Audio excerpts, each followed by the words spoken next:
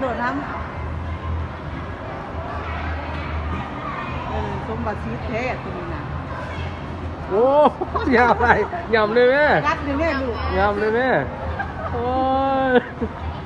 โอ้สังคล้องเอาติซูเสร็จเนี่ยรัด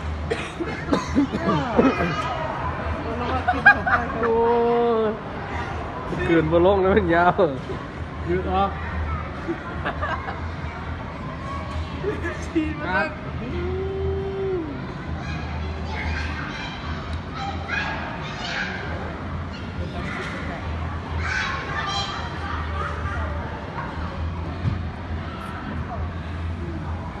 กัดอีก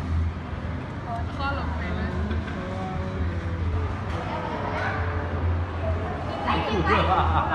จำไม่ได้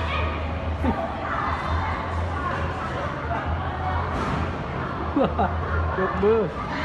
ยกมืออร่อยมากมาดูอร่อยไหมอร่อย